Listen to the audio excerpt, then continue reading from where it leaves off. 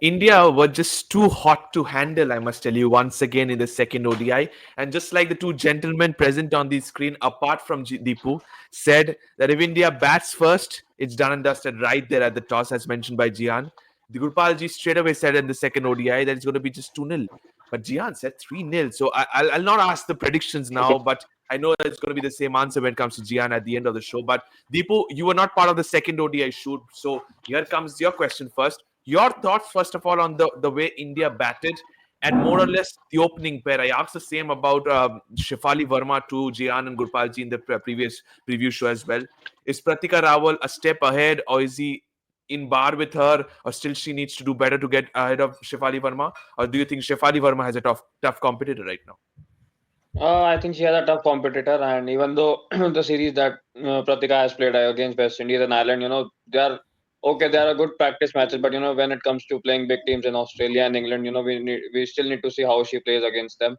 The only positive is that she's an all-rounder, I believe. So that their sports are ahead of Shefali, and obviously a great, good fielder too. So yeah, and a great solid batter who can partner with Smriti Mandhana and Yeah. not playing those reckless shots in the first 10 overs. So yeah, I think she is a tough competitor, probably ahead of Shefali at the moment.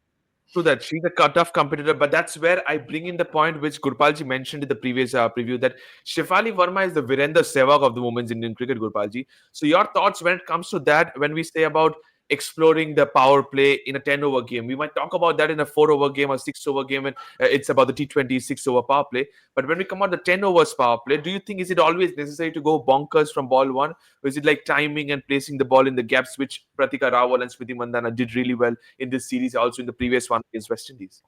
So I guess it's all dependent upon the pitch and the start you get in the first 5 or 6 overs. Like we were already 6.97 or mostly 7.5 in the first 5 6 overs, and which was the tempo which was set up by Pratika at start. Smriti was slow off the blocks, then Smriti got the momentum. So it's about cricket is all about partnership. Whether you had bowlers or batsmen, it's about partnership. So they both were correlating with each other. They were left hand right hand combination, and with Pratika, she's more assured of her game. She knows her strength, and she can sweep the fast bowler as well. She doesn't afraid to go over the top and use that 30-yard circle as well.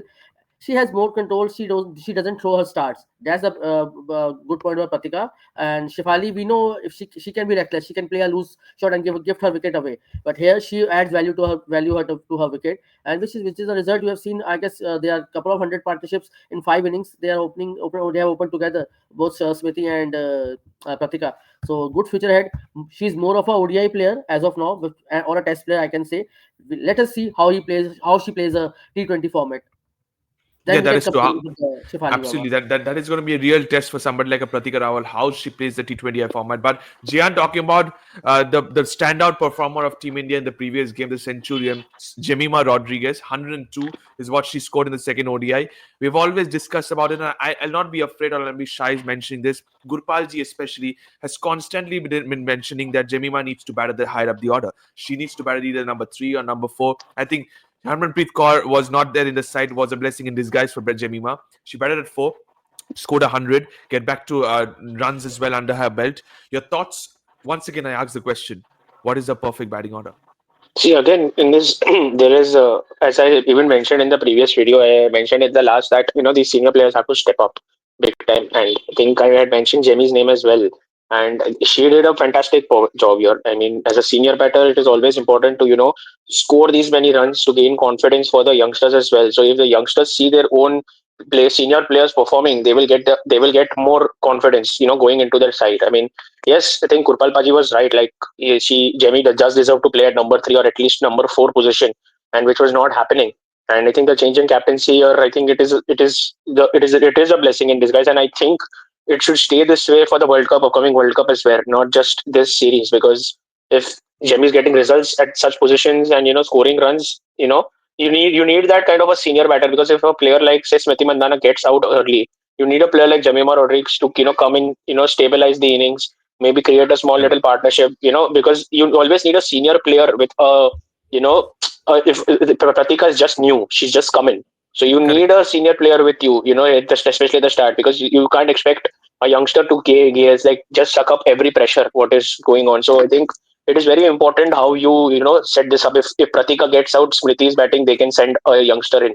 But if again, if Smriti gets out, Pratika is batting, then you have to send a player like Jamie, because Absolutely, but these. I think Jemmy is a very busy player, and that's the reason why she being in that middle phase, rotating strikes and picking twos and threes. I think that's the positive aspect I see when it comes to Jemima Rodriguez and Deepu. When it comes to Jemima Rodriguez batting outside the power play, I'll especially bring the 20 overs to 35 overs spot where Jemima constantly and I've never heard her say when she hits a delivery in the on the onside, she never says a single. She always is starting for twos, no matter if that is not on the cut. So your thoughts, how important is Jemima Rodriguez in that middle phase to constantly be that busy player and constantly play that anchoring role to rotate strike? It's very really important given the fact this is the pattern, that from 20 to 35 we would be struggling for runs, and suddenly the runs won't come. It will it will be a trend of maidens following up. So having that kind of a middle order player who is busy, who can convert ones into twos is plus. And Jemima as a person also, that bubbly character that Mhm, she is correct. needed in that middle order to actually guide the youngsters. Be it Deepti Sharma, who has been struggling for runs, or a newcomer coming in. Last time I think it was against Harlindi also. It's important that these type of characters do remain in the side and can convert those ones into twos, which eventually help us to win the game. Absolutely. That is. We will see what happens. But rightly, as Gian mentioned, the senior pros are getting some runs that they're stepping up. Apart from Harmanpreet Kaur, who is not part of the squad, and Renuka Singh Thakur as well. The rest of the players so far has been providing runs as well as wickets. Gurpalji, talking about the surface, I think Rajkot has been a belter of a surface, and with a couple of news coming out for the men's as well. Rishabh Pant, Virat Kohli might just feature in the Ranji game at Rajkot itself, which is happening after a week though. But that is also brilliant news. But before that, third ODI, same venue tomorrow. Your thoughts? Win the toss, win the match by batting first. I guess win the toss and bowl first, because these are the matches you have to play like this only, and try to give bowling to the part timers as well. It was good to Okay. heartening to see ball was given to Pratika Rawal.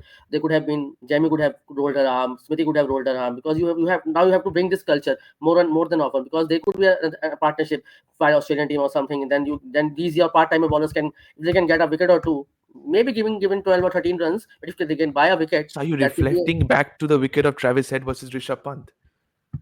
yeah. So that's the case, because there's no harm trying and make them ready that if a situation arises, we can throw a ball at you, because the captain will have the confidence as well. I know Harmanpreet doesn't do it. Smriti has a tendency to do it. She has been doing for RCB as well, throwing the ball to any bowler, and even rolling her arm as well during the for RCB. So I guess India should look to bowl first, and let's see, and then try to win the match like the way they did in the first match. Agreed. But Gian, how important is it to check your bench strength as well? Because the others who have not got an opportunity, I think this is the perfect stage to give them game time.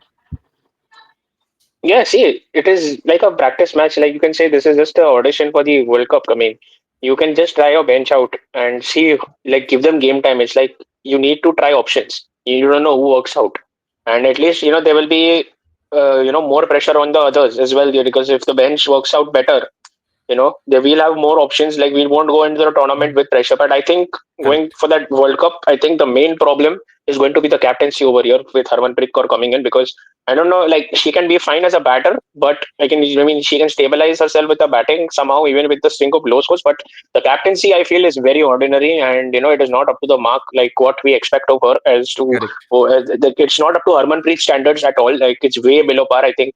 I mean, it'll be a harsh call to not name her captain. Does she get fired up quite often, or just too early if things are not going right in her side? See, we don't know what exactly goes behind the scenes, but the thing is, I know what even Paji mentioned. Mandana brings something else into that captaincy, like making RCB even win that title was into her hand. Like her captaincy only changed everything, and she trusted her players, she trusted her young bowlers, and she had that confidence into that squad. So I think she brings that same thing. If she going here, also she brings that same momentum going here.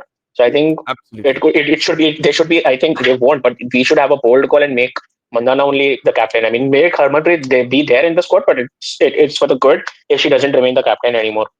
I think that's going to be one of the massive bold call in the recent past, to be honest, because we understand Harmanpreet is there, but she hasn't won us an ICC trophy yet. So could be a possibility we might just switch to Smriti Mandana. But moving on to the players to watch out for, Deepu, starting with Indian women. I'm going for my three choices: Harleen Deol, Deepti Sharma, and Tita Sadhu are the three players for India. And for Ireland women, Jihan, I'm going for Sarah Forbes, Gabby Lewis, and Freya Sargent. Starting with you, Deepu, for India. Your choices, please. For India, I'll go with Smriti, Pratika Rawal, and Tita Sadhu. Reasons being, I want to Okay. see the openers fire again, given that the WPL is coming up soon, and it's a World Cup year, so the form of our openers is very important for us. So yeah, hopefully both the openers fire in unison, and Tita picks up wickets early. Okay, so Deepu is not happy with the partnership these two batters performed in the second ODI. He wants more, rather, ladies and gentlemen. But Jian, over to you for Ireland. Any changes? Do you want other senior Laura, players to come up? eyes on Laura Delaney. I think she's a brilliant batter. I think she got out on the first ball last match, but it was an unfortunate way to get out. It was a brilliant delivery to get out on a googly. I think she is a batter, who can, change that. She's in, I think, she comes at 5 or 6, if I'm not wrong. So she can bat anywhere. She's a good batter and she can step up big time. So yeah, Laura Delaney is the player Okay, to watch out for. Laura Delaney, who walks in at number 5, is a player to watch out for, according to you, for Ireland women. Starting with Indian women 11, I've gone with Smriti Mandana, Pratika Rawal, Harleen Deol at number 3, Jemima Rodriguez 4, Tejal Hasnabiz at 5, Richa Ghosh at 6, Deepti Sharma, Minnu Mani, Tanuja Kanwar, Tita Sadhu, and Saima Thakur are the remaining players. Gurpalji, I've gone with a couple of players from the bench because I want to see them getting some game time. Your thoughts? Any other changes, please? I guess I'm happy with the player. I would like to see Tanuja Kanwar, how she handles the ODI cricket. One thing I want if India, while India batting first or while India chasing, if the wicket falls early, I would like Trisha Ghosh getting promoted to use the power play, because doesn't have the game time. I would like to, if I may open with her to take a chance and see how she can do, because we have to think out of the box. We have to beat Australia, New Zealand, South Africa, so we have to use these kind of tactics as well, like the 1996 Jai Surya Kalwidra kind of thing. So I would love to Yeah. see Richa Ghosh getting some game time and get a promotion. As it's Yeah, a she was promoted up the order, unfortunately, against Australia, and she fired out there. So Gian appreciates that. Moving on to the Ireland predicted playing 11, Gian. I'll go for Sarah Forbes, Gabby Lewis, Orla Prestongas, Leah Paul, Coulter Reilly, Ona Raymond Hoy, Laura Delaney, Arlene Kelly, Alana Dalzell, Georgina Dempsey, and Freya Sargent. 11 looks good, but I think that's where I think toss win, match win is a factor when it comes to Ireland women.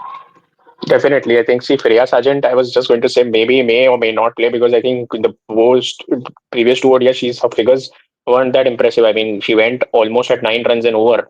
So they could look at option, but again, she's a bowler. I mean, you can't expect more if you're bad. If you're bowling first, you're obviously going to get smacked all around, and especially with a team like India batting first, when it was such a beautiful batting paradise, I think. But yeah, I don't see any other changes. But even they could maybe test some bench options if they want. I mean, it's a dead rubber. I mean, they will obviously look and try their best to stop India from a clean sweep. But I think it's going to be very difficult, very very difficult to stop this Indian side.